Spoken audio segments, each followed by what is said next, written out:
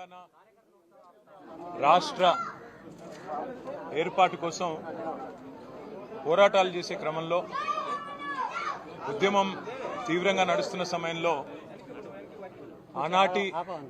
ఆనాటి తెలంగాణ రైతుల దుస్థితికి ఆనాటి తెలంగాణ రైతుల అవస్థకి ఒక ప్రతీకగా ఒక ఉదాహరణగా ఒక నిదర్శనంగా ఒక తార్కాణంగా మా నాయకుడు కేసీఆర్ గారు బహుశా నాకు తెలిసి కొన్ని వందల సభల్లో తెలంగాణ రైతుల స్థితిని వివరించడానికి మూషంపల్లి గ్రామానికి చెందిన నల్గొండ మండలం మూషంపల్లి గ్రామానికి చెందిన రామరెడ్డి గారు వారి పేరును కొన్ని వందల సభల్లో కేసీఆర్ గారు స్వయంగా చెప్పి ఉంటారు.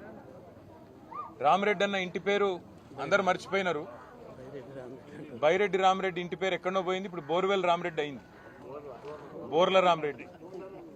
బోర్ల రామరెడ్డి గారు అనే పేరుతో మరి తెలంగాణ వ్యాప్తంగా అందరికీ తెలిసిన కేసీఆర్ గారి ద్వారా అందరికీ పరిచయమైన మా రామరెడ్డి అన్నను చూడడానికి కలవడానికి అదే మాదిరిగా మొన్న మధ్యన ఒక 20-25 రోజుల కిందట గన్నెబోయిన మల్లయ్య యాదవ్ గారు నిజంగా ఆ వీడియో చూసిన తర్వాత మనసు ఉన్నవారు ఎవరైనా సరే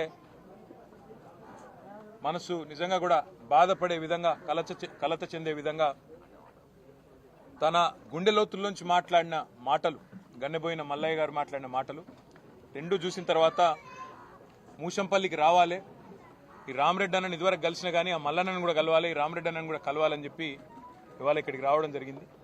వచ్చిన తర్వాత మల్లన్నను కదిలిచ్చిన రామరెడ్డి అన్నను మాట్లాడిచ్చిన మధ్యలో కొంతమంది మహిళా సోదరిమణులు ఆడబిడ్డలు వాళ్ళు కలిసిన అందరూ చెప్పిన మాట ఒకటే, అన్న గత 10 సంవత్సరాలు కేసీఆర్ అధికారంలో ఉన్నప్పుడు తెలంగాణ వచ్చిన తర్వాత ఎన్నడూ నీళ్లకు గోస రాలేదు, అది సాగునీరు కానీ తాగునీరు కానీ ఎన్నడూ ఇబ్బంది కాలేదు.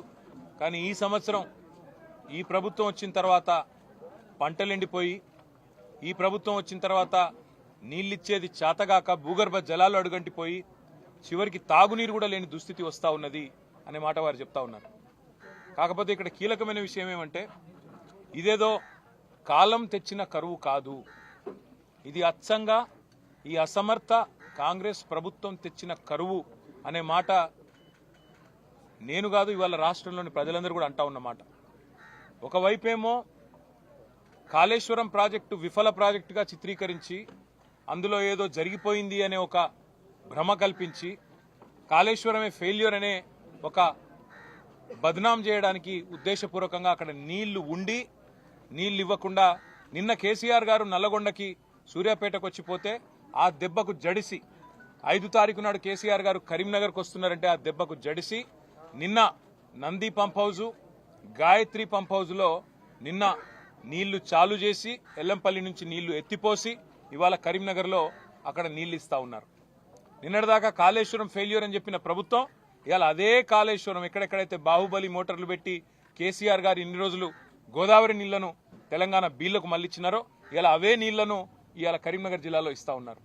అదే పద్ధతుల్లో కేసీఆర్ ఉన్నన్ని రోజులు ఇక్కడ నాగార్జున సాగర్లో మరి బ్రహ్మాండంగా ఎన్నడూ ఇబ్బంది లేకుండా కావలసినంత నీళ్లు రైతాంగానికి టైలెండ్ దాకా ఇచ్చిన ఘనత కేసీఆర్ గారు. ఇదే మూషంపల్లిలో సరిగ్గా ఇదే నెల ఏప్రిల్ నెలలో పోయిన సంవత్సరం బ్రహ్మాండంగా చెరువు నిండు కుండలాగుండే. ఇప్పుడే రామరెడ్డి అన్న చెప్తున్నాడు, నేను గత 10 ఏళ్లలో ఒక్కసారి కూడా బోర్ వేయాల్సిన అవసరం పడలేదు, అంతకుముందు 90 పైన బోర్లు వేసిన, మళ్ళీ ఇప్పుడు ఈ ప్రభుత్వం వచ్చినాక ఈ 100 రోజుల్లో మళ్ళీ 4-5 బోర్లు వేసినా అని చెప్పి ఆయన ఇంటి ముందు వేసిన బోర్ని ఇప్పుడే రామరెడ్డి గారు స్వయంగా తీసుకొని పోయి చూపెట్టినాడు. అంటే ఇది ఈరోజు తెలంగాణ రైతాంగం యొక్క దుస్థితి ఈ చేతగాని ప్రభుత్వం వల్లనే వచ్చింది అనే మాట కూడా నేను విజ్ఞప్తి చేస్తా ఉన్నా. ఇవాళ ఒక మంత్రి గారు అంటున్నాడు, వ్యవసాయ మంత్రి, ఇది కాలం తెచ్చిన కరువు అంటున్నాడు. అయ్యా మంత్రి గారు, ఇది కాలం తెచ్చిన కరువు కాదు, చేతగాని నీ ప్రభుత్వం, చేతగాని కాంగ్రెస్ తెచ్చిన కరువు, 100% నీళ్లుండి ఇవ్వలేని అసమర్థ ప్రభుత్వం తెచ్చిన కరువు. మీకు 110 రోజులు సరిపోలేదా? మూడు పిల్లర్లలో సమస్య వస్తే 3 నెలలు సరిపోలేదా? సమస్య రెక్టిఫై చేసి దాన్ని సరిదిద్ది నీళ్ళు ఇచ్చేదానికి సరిపోలేదా? నిజంగా మా జగదీష్ రెడ్డి గారు చెప్తా ఉంటే నేనేమో అనుకున్నా, 100 రోజుల్లో నిజానికి 100 టీఎంసీలు లిఫ్ట్ చేసే అవకాశం ఉండే, పంటలు ఎండిపోకుండా చూసుకునే పరిస్థితి ఉండే.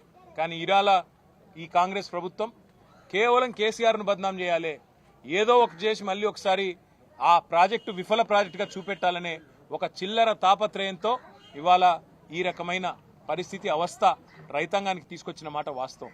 అందుకే రాష్ట్ర ప్రభుత్వాన్ని నిన్ననే మా నాయకుడు కేసీఆర్ గారు డిమాండ్ చేసినట్టుగా మేము డిమాండ్ చేస్తా ఉన్నాం. ఎకరానికి ఎక్కడెక్కడైతే పంట నష్టం ఇవాళ లక్షల ఎకరాల్లో జరిగిందో ఎకరానికి 25,000 రూపాయలు పంట నష్ట పరిహారం చెల్లించాల్సిందే. తప్పకుండా ఇది మీరు తెచ్చిన కరువు, మీరు తెచ్చిన సమస్య, రైతాంగానికి ఇది మీరు పెట్టిన ఒక తెచ్చిన దుస్థితి. కాబట్టి 25,000 నష్టపరిహారం ఇచ్చి తీరాల్సిందే. నెంబర్ 1. నెంబర్ 2, ఇప్పటి వరకు ఒక్క మంత్రి గాని ముఖ్యమంత్రి గాని రైతుల దగ్గరికి వచ్చి పలకరించిన పాపాన పోలేదు. వాళ్ళ ప్రధాన ప్రతిపక్షంగా బీఆర్ఎస్ ఏమో మొత్తం వ్యవసాయ క్షేత్రాలు తిరుగుతుంటే, పంట పొలాలు తిరుగుతుంటే, ఎక్కడికక్కడ రైతులను కలిసి వారిలో ధైర్యాన్ని నింపే ప్రయత్నం చేస్తుంటే, స్వయానా ప్రధాన ప్రతిపక్ష నాయకుడు కూడా ఇవాళ ఆయన ఆరోగ్యాన్ని లెక్క చేయకుండా, వయసును లెక్క చేయకుండా ఇవాళ 3-4 జిల్లాలు తిరిగి మరీ రైతులను పరామర్శించి ధైర్యం చెప్తుంటే ముఖ్యమంత్రి గారు ఎక్కడున్నారండి? మంత్రివర్గం ఎక్కడున్నది? రైతాంగానికి ధైర్యం చెప్పే బాధ్యత మీ మీద లేదా? మీరే కదా చెప్పింది. పొంకనాల పోతిరెడ్డి గారు, రేవంత్ రెడ్డి గారు 2 లక్షల రుణమాఫీ చేస్తా డిసెంబర్ 9 నాడని డైలాగులు కొట్టింది ఎవరు? మీరు కాదా? మరి ఎక్కడ పోయింది నీ 2 లక్షల రుణమాఫీ? అందుకే మేము రాష్ట్ర ప్రభుత్వాన్ని డిమాండ్ చేస్తా ఉన్నాం, 2 లక్షల రుణమాఫీ కూడా చేసి తీరాల్సిందే. ఇన్నాళ్ళు నీళ్లుండి కూడా మోసం చేసినందుకు రైతాంగానికి క్షమాపణ చెప్పాల్సిందే. అదే మాదిరిగా అన్నింటికన్నా ముఖ్యంగా ఇవాళ తీవ్రమైన దుస్థితిలో ఉన్న రైతులను కాపాడుకోవడానికి ఒకవైపు నష్టపరిహారం ఇవ్వాల్సిందే. ఇంతవరకు రైతు బంధు కూడా మొత్తం వేయలేదు. రైతు బంధు కూడా ఇంతవరకు మొత్తం వేయలేదు. రైతు బంధు కూడా మొత్తం చెల్లించాల్సిందే. 15,000 అన్నారు మీరు ఇస్తా అని, కానీ 10,000 కూడా ఇవ్వలేని అసమర్థులు మీరు. కాబట్టి రాష్ట్ర రైతాంగానికి మేము చేసే విజ్ఞప్తి ఒకటే, మీ పక్షాన భారత రాష్ట్ర సమితి ఉంది, కేసీఆర్ గారు ఉన్నారు. 100 రోజుల్లోనే ఇప్పటికే 200 మంది పైచిలకు రైతులు ఆత్మహత్య చేసుకున్న పరిస్థితి ఇవాళ కాంగ్రెస్ ప్రభుత్వం వచ్చిన తర్వాత. కానీ రైతులకు మా ప్రార్థన, గుండె చెదరవద్దు, ధైర్యంగా ఉండండి. మీకోసం కేసీఆర్ గారు స్వయంగా తిరుగుతా ఉన్నారు. 5 తారీఖు నాడు కేసీఆర్ గారు కరీంనగర్ జిల్లా కూడా పర్యటించబోతా ఉన్నారు, రాజన్న సిరిసిల్ల జిల్లా కూడా రాబోతా ఉన్నారు. తప్పకుండా రాష్ట్ర వ్యాప్తంగా ఆందోళనలకు శ్రీకారం చుడతాం. 6 తారీఖు నాడు రాష్ట్ర ప్రభుత్వాన్ని డిమాండ్ చేస్తా ఉన్నాం, మీరు చెప్పిన మాట ప్రకారం కింటాల్కు 500 రూపాయల బోనస్ ఇస్తానని మీరు ఏదైతే చెప్పినారో వెంటనే మీరు కొనుగోలు కేంద్రాలు ప్రారంభించడం తడవగానే వెంటనే సమాంతరంగా మీరు ఈరోజు రైతులకు రాష్ట్ర వ్యాప్తంగా కింటాల్కు 500 బోనస్ చెల్లించాలి, 2 లక్షల రుణమాఫీ చేయాలి, పంట నష్ట పరిహారం ఇయ్యాలి, నీళ్లుండి కూడా ఇయ్యనందుకు క్షమాపణ కూడా చెప్పాలని చెప్పి డిమాండ్ చేస్తూ ఇవాళ ముషంపల్లిలో కన్నెబోయిన మల్లయ్య గారు, రామరెడ్డి గారు, అదేవిధంగా ఇతర ఆడబిడ్డలు వారందరికీ కూడా మేము చెప్పిన మాట మళ్ళీ మీ ద్వారా రాష్ట్ర రైతాంగాన్ని కూడా చెప్తున్న మాట, ఎవరు కూడా అధైర్యపడకండి, తప్పకుండా మంచి రోజులు మళ్ళీ వస్తాయి. కేసీఆర్ గారు, మేము, మీ అందరం కూడా మీకోసం పోరాటాన్ని కొనసాగిస్తూనే ఉంటాం. రాష్ట్ర ప్రభుత్వం మెడలు వంచైనా సరే వాళ్ళు ఇచ్చిన మాట నిలబెట్టుకునేదాకా తప్పకుండా మీ పక్షాన పోరాడతామని చెప్పి కూడా విజ్ఞప్తి చేస్తా ఉన్నాం.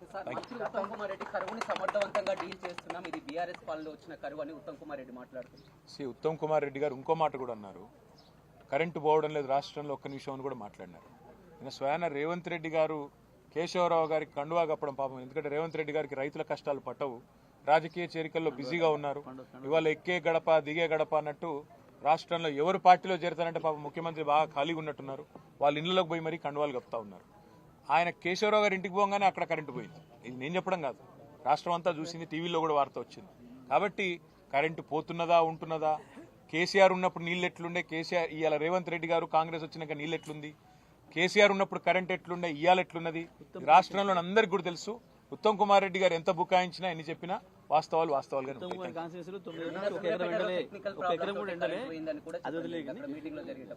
ఉత్తమ్ కుమార్ రెడ్డి గారి కాన్స్టిట్యూన్సీలో 9 సంవత్సరాల నుంచి 1 ఎకరం పంట ఎండింది.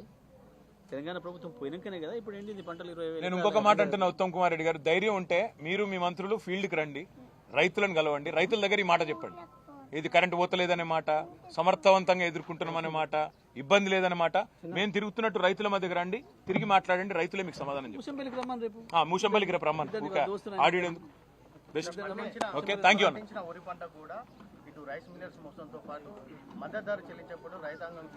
బ్రదర్ ఇదిగో నేను ఒకటే అంటున్నా, వీళ్ళు ఇచ్చిన మాటనే 500 బోనస్, అది బోనస్ నిజంగా చెప్పినరా బోగస్ ముచ్చట్నా తేలిపోద్ది. ఇప్పుడు తప్పకుండా ఈ రాష్ట్ర ప్రభుత్వాన్ని మెడలు వంచేదాకా, వాళ్ళ మెడలు దించేదాకా, రైతాంగం కోసం ముందుకొచ్చేదాకా మా పోరాటం కొనసాగుతుంది.